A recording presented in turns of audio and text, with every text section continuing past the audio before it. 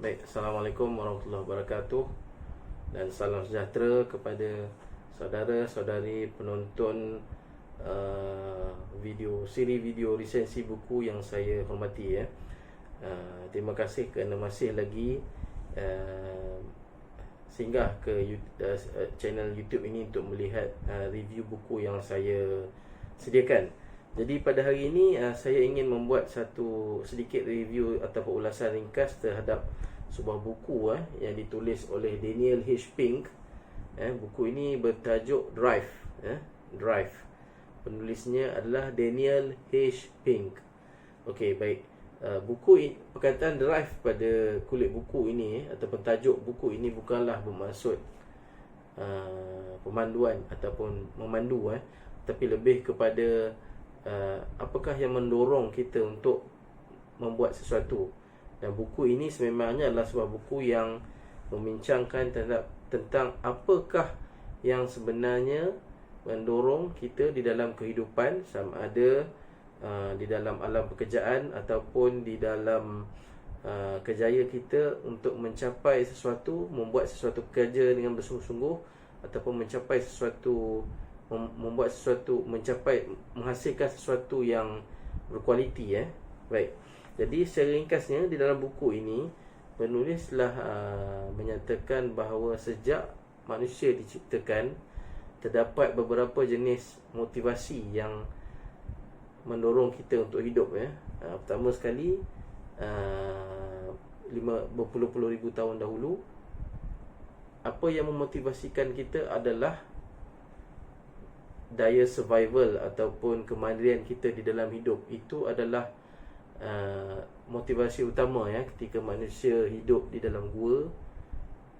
Kita hanya termotivasi untuk hidup, dan kita apa-apa saja tindakan kita itu adalah lebih kepada untuk memastikan survival kehidupan kita, kelangsungan kehidupan kita.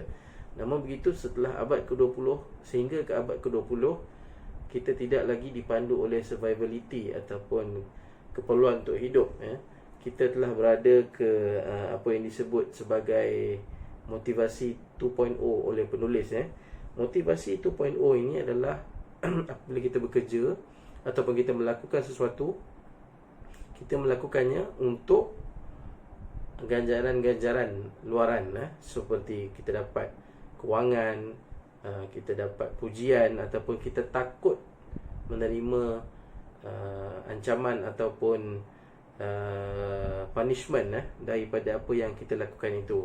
Ini sangat relevan kalau kita lihat dalam budaya kerja pada abad ke-20 yang lalu. Apabila kita bekerja, lebih kepada terdorong untuk mendapat gaji, ataupun kita melakukan sesuatu itu kerana kita ingin mengelak diri kita daripada ditangkap melakukan kesalahan dan sebagainya. Namun begitu, Daniel H. Pink di dalam buku ini turut menyebut bahawa pendekatan eksternal, motivasi luaran ataupun external motivation yang disifatkan sebagai juga sebagai carrot and stick.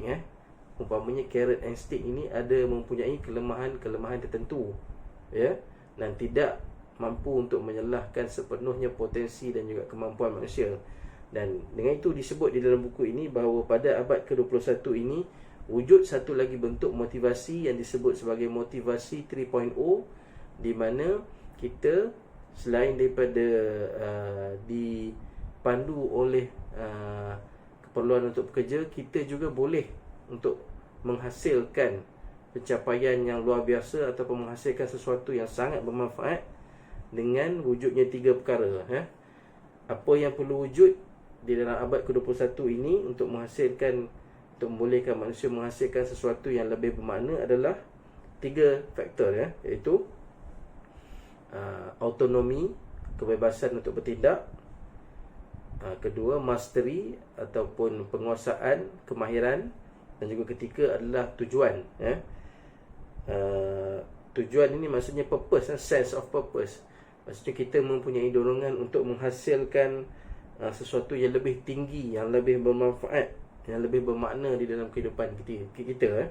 Jadi ketiga-tiga elemen ini, iaitu saya ulang sekali, autonomi, mastery and purpose ini sekiranya wujud pada diri seseorang pekerja, ataupun seseorang individu itu boleh mendorong ia mencapai ataupun menghasilkan sesuatu yang lebih bermakna dan bermanfaat untuk kehidupannya dan juga kehidupan orang lain.